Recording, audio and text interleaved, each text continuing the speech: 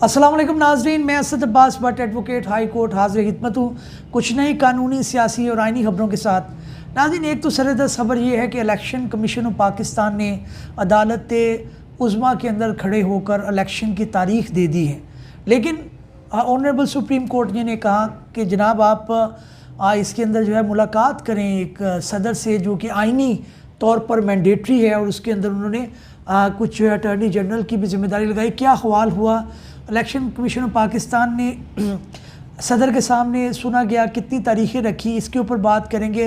हामिद खान साहब, आज़म नज़ीर तारड़ जो है और मुख्तलिफ जो लीडरान हैं, उन्होंने इस तारीख देने के अमल को किस तरह से देखा है, अपनी अपनी क्या कमेंटिंग की है, उसके बारे में बात करेंगे।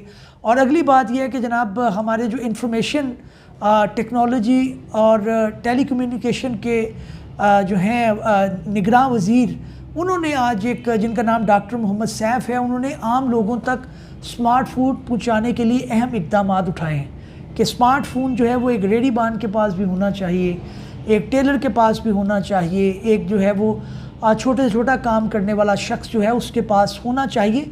इससे क्या रेवोल्यूशन आएगी? क्या ये टेलीकम्युनिकेशन कंपनीज़ और मोबाइल कंपनी को इजाफा देने के लिए है, या वाकई इसके अंदर पाकिस्तान की कोई भलाई है? इसके ऊपर बात करेंगे। और इसके अलावा भी कुछ खबरें हैं। लाहौर हाई कोर्ट के अंदर जो है वो निजी मेडिकल कॉलेजेस को लेकर उनके मेरिट का इख्तियार जो था वो यूएससी को देने के खिलाफ दरख्वास्त जो है वो फ़ाइल की गई थी, उसके ऊपर क्या समाअत हुई। और परवेज़ इलाही साहब की भी आज ज़मानत थी प्रिंसिपल सेक्रेटरी को अपॉइंट करने के हवाले से, उनके ऊपर जो मुकदमा है उसके ऊपर भी बात करेंगे। तो नाज़रीन, सबसे पहले बात करते हैं, इलेक्शन कमीशन ऑफ पाकिस्तान ने तारीख जो है वो 11 फरवरी की दे दी कोर्ट के अंदर खड़े होकर। कोर्ट के अंदर प्रोसीडिंग क्या हुई, कोर्ट के अंदर ऑनरेबल चीफ जस्टिस साहब ने क्या कहा। चीफ जस्टिस साहब के अलावा दो दीगर जो है वो ऑनरेबल जजेस भी मौजूद थे, वो पूरी खबर पढ़ते हैं और फिर उसके ऊपर अपनी बात भी करते हैं। चीफ जस्टिस ने 90 रोज़ में इलेक्शन कराने के केस की समाअत के दौरान कहा कि जो तारीख दी गई है उस पर अमल होना चाहिए। सुप्रीम कोर्ट सिर्फ इंतखाबात चाहती है, किसी और बहस में नहीं पढ़ना चाहते। इंतखाबात की तारीख देने के बाद किसी दरख्वास्त को नहीं सुना जाएगा। अदालत ने अटॉर्नी जनरल को सदर ममलकत से इलेक्शन कमीशन से के राब्ते का इंतज़ाम कराने का भी हुक्म दिया। चीफ जस्टिस ने कहा कि इलेक्शन कमीशन सदर के पास ज़रूर जाए और दरवाज़े पर दस्तक दे। अदालत तवक्को करती है कि इलेक्शन कमीशन और सदर तारीख मुकर्रर करके कल अदालत को बताएंगे और इंतखाबात की जो भी तारीख दी जाएगी उस पर सबके दस्तखत होंगे। ये अब ऑनरेबल सुप्रीम कोर्ट ने इक़दाम क्यों कहा? क्योंकि ये आइनी रिक्वायरमेंट है। अगर कोर्ट के अंदर ही मान ली जाए उनकी जो तारीख है तो उसके अंदर आइनी रिक्वायरमेंट जो है वो पूरी नहीं होती। देखते हैं आगे क्या कहते हैं। सुप्रीम कोर्ट में 90 दिनों में आम इंतखाबात कराने के लिए दायर दरख्वास्त पर समाअत के दौरान इलेक्शन कमीशन ने 11 फरवरी को इंतखाबात की तारीख दे दी, लेकिन ऑनरेबल चीफ जस्टिस साहब ने कहा कि कल आप इसके अंदर करें, आप पहले सदर से मुलाकात करके आएँ। चीफ जस्टिस पाकिस्तान काजी फायजीसा की सरबराही में 3 रुकनी बेंच ने समाअत की, जिसमें जस्टिस अतर मिनुल्लाह और जस्टिस अमीनुद्दीन खान भी शामिल थे। सुप्रीम कोर्ट में इलेक्शन कमीशन के वकील सजील सवाती ने कहा कि इलेक्शन कमीशन सदर ममलकत से कम वक्त में मुशावरत करेगा।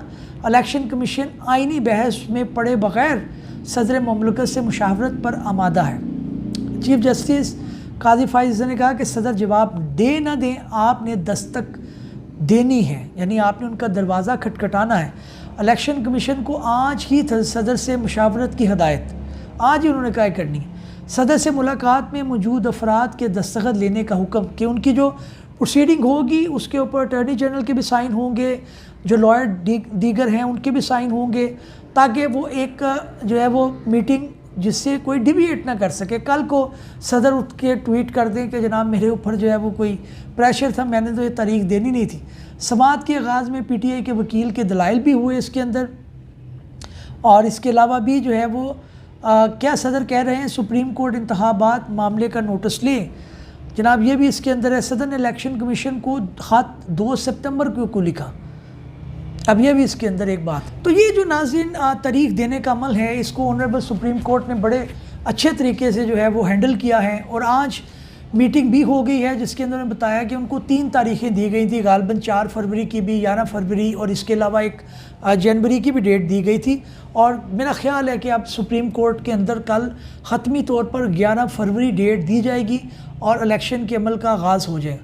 लेकिन इसके ऊपर हामिद खान साहब जो है वो एक सीनियर लॉयर हैं हमारे, उन्होंने अपने बयान में कहा है कि जनाब ये पहले जनवरी की डेट्स दे रहे थे, अब फरवरी की दे रहे हैं, तो ही इज़ नॉट श्योर कि इसके ऊपर अमल होगा या नहीं होगा।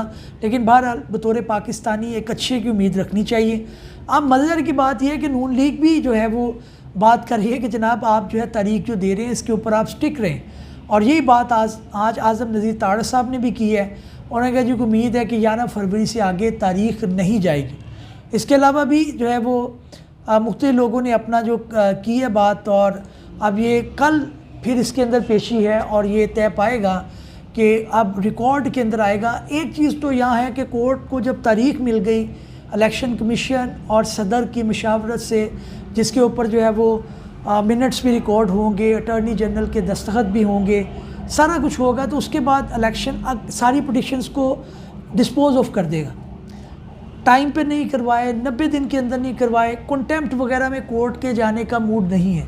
और ये बड़ी अच्छी बात है, इससे रिकन्सिलिएटरी अप्रोच भी कहा जा सकता है कि कोर्ट कहती है कि जी आप आगे बढ़ें, आगे मुल्क को चलाएं, जो पानी गुजर गया उसको ख़त्म करें।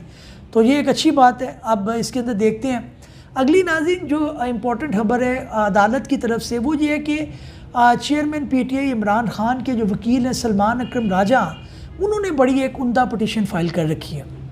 उम्दा पटिशन जो है वो ये है कि जज अबुल हसनात जो कि एंटी टेररिज्म के अंदर पहले तैनात थे, उनको जो है वो स्पेशल कोर्ट एक ऑफिशियल सीक्रेट एक्ट के तहत, जो कि चेयरमैन PTI इमरान खान की जो ट्रायल की समाअत कर रहे हैं और शाह महमूद कुरैशी के ट्रायल की समाअत कर रहे हैं, उन्होंने उस नोटिफिकेशन को चैलेंज कर दिया।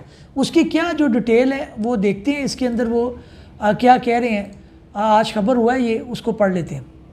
इस्लामाबाद हाई कोर्ट ने साइफर केस में जेल ट्रायल के ख़िलाफ़ इंट्रा कोर्ट अपील पर वफाक, वजारत कानून और FIA समेत तमाम फरीक़ैन को नोटिस जारी कर दिए।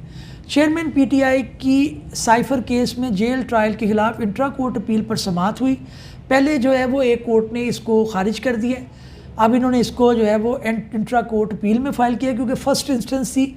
इंट्रा कोर्ट अपील वहाँ पे होती है जहाँ पे नीचे कोई अपील ना हो। पहले ही वो सुप्रीम हाई कोर्ट में आए थे इस्लामाबाद, उन्होंने कहा था जनाब ये नोटिफिकेशन गलत है। जस्टिस गुल हसन औरंगज़ेब और जस्टिस समन रफ़त इम्तियाज़ पर मुश्तमिल बेंच ने समाअत की है। चेयरमैन PTI के वकील सलमान अकरम राजा और barrister Gohar rostrum, additional attorney general Munawwar Iqbal Dugal और deputy attorney general Arshad Kiani मुख्तलिफ लॉयर्स के साथ पेश हुए। समाअत के आगाज़ में एडिशनल अटॉर्नी जनरल ने कहा कि वजारत कानून से समरी भिजवाई गई थी जिसके काबीना ने मंजूरी दी। इंसदाद दहशतगर्दी का जज, ऑफिशियल सीक्रेट एक्ट अदालत का जज तैनात किया गया। काबीना की मंजूरी के बाद तैनाती का नोटिफिकेशन जारी हुआ। अब ये प्रोसीजर बता रहे हैं कि वजारत कानून ने समरी भिजवाई थी और जिसकी काबीना ने मंजूरी दी।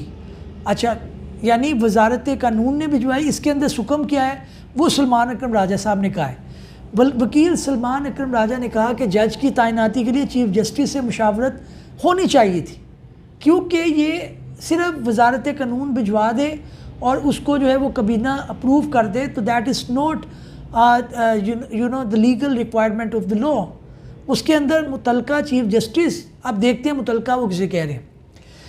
जस्टिस मियाँ गुल हसन औरंगज़ेब ने कहा कि हम वफाकी काबीना के फ़ैसले को देखना चाहते हैं। हम देखना चाहते हैं कि कहाँ ऑफिशियल सीक्रेट एक्ट खसूसी अदालत का जज तैनात हुआ। 27 जून 2023 को वफाक की काबीना ने इंसदाद दहशतगर्दी अदालत के जज की तैनाती की मंजूरी दी। वफाकी काबीना की मंजूरी दी। ये ऑफिशियल सीक्रेट एक्ट खसूसी अदालत के जज की तैनाती है। हम रजिस्ट्रार ऑफिस से पूछ लेते हैं कि क्या चीफ जस्टिस से मुशावरत हुई कि नहीं हुई। इसके ऊपर सलमान अकरम राजा ने बड़ा अच्छा कमेंट किया। उन्होंने कहा जी एडिशनल वकील अकरम राजा ने कहा कि ये फेडरल मामला है, ये वफाक का मामला है, तो मुशावरत चीफ जस्टिस पाकिस्तान से होनी चाहिए थी, ना कि इस्लामाबाद हाई कोर्ट के चीफ जस्टिस से होना चाहिए थी। आगे उन्होंने कहा जस्टिस मियाँ गुल हसन औरंगज़ेब ने कहा कि हम इस केस में नोटिस जारी कर रहे हैं। पीर के लिए आप याद रखें कि हम ओपन पॉलिसी के दौर में है, इंसाफ होता नज़र आना चाहिए। एडिशनल अटॉर्नी जनरल ने कहा कि अदालत इस नुक्ते को भी मद्देनज़र रखे कि ओपन ट्रायल और जेल ट्रायल में फ़र्क है। जस्टिस मियां गुल ने कहा कि ट्रायल कोर्ट में 7 नवंबर की तारीख है, इसलिए इससे पहले रख रहे हैं। आपको देखना होगा कि हम 2023 में रह रहे हैं। अगरचे जेल की सलाहों के पीछे ट्रायल में सज़ा सुना दी जाती तो इससे क्या असरात होंगे, ये सब चीज़ें आपको देखना चाहिए। अब जज भी कंसर्न नज़र आ रहे हैं कि जनाब आप 2023 के अंदर रह रहे हैं और आप किस तरह से मामलात को चला रहे हैं, तो ये बड़ी एक अजीब सी बात है। बहरहाल सलमान अकरम राय साहब का पॉइंट ठीक है कि जनाब ये वफाक का मामला था, तो इसके ऊपर चीफ जस्टिस सुप्रीम कोर्ट से जो है मुशावरत होना ज़रूरी थी before the appointment of a special जज। इसके ऊपर अब मंडे वाले दिन जो है वो होगी। इमरान खान साहब से मिलती जुलती अगली खबर है, ये जो पिछले दिनों ये बात कही जा रही थी कि जनाब उनको स्लो पॉइजनिंग दी जा रही है। हमारे एक लॉयर थे, उन्होंने भी ये आके बाहर कहा। आज उनके डॉक्टर का बयान आया है।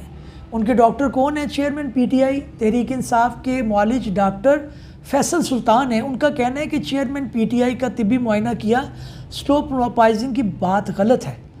उन्होंने कहा, उनको तरदीद कर दिया कि जनाब ये सारी जो है बातें कही जा रही हैं।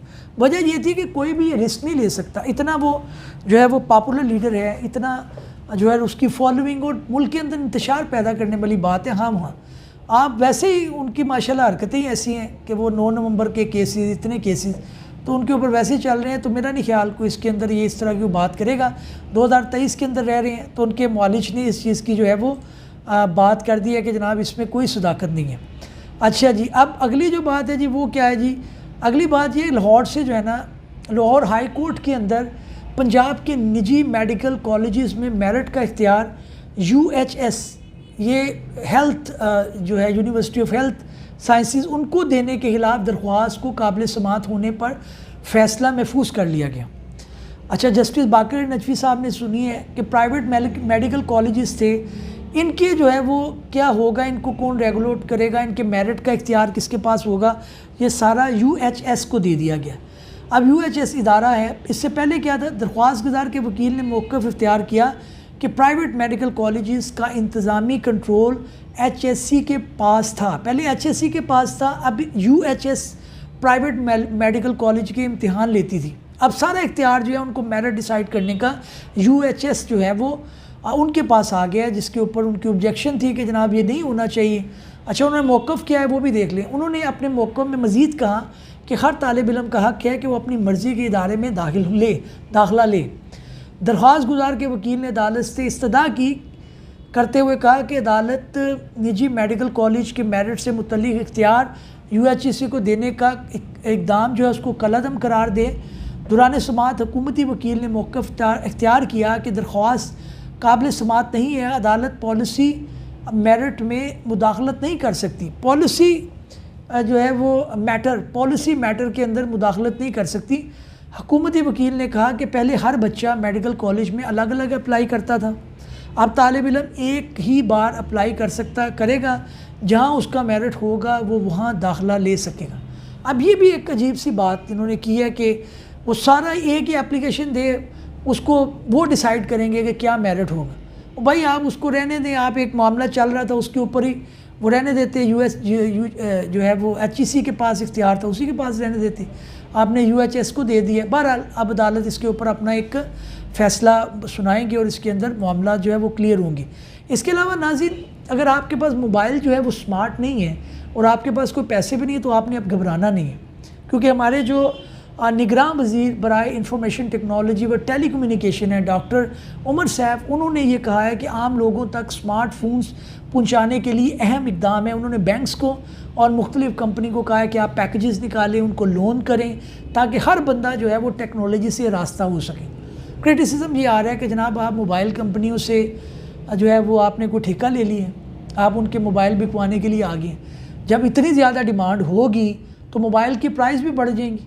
आगे मुल्क के अंदर जो है वो डॉलर की वजह से मोबाइल प्राइस कहाँ पे जा चुकी हैं, तो एक आम शख्स के लिए आप जो है वो एक मज़ीद मुश्किल बना रहे हैं, क्योंकि बैंक अगर देगा तो बैंक उसके ऊपर इंटरेस्ट भी चार्ज करेगा।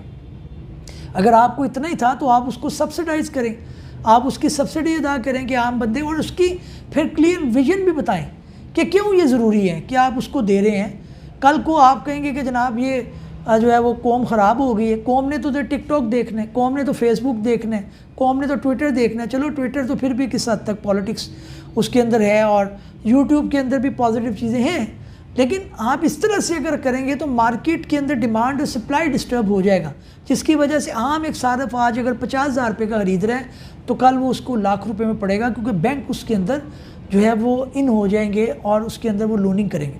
नाज़रीन, इस उम्मीद के साथ कि हमारी ये काविश आपको पसंद आई होगी, नए भी लोग में हाजिर होंगे, चैनल को सब्सक्राइब कर लें ताकि अदालती खबरें आप तक पहुँचती रहें।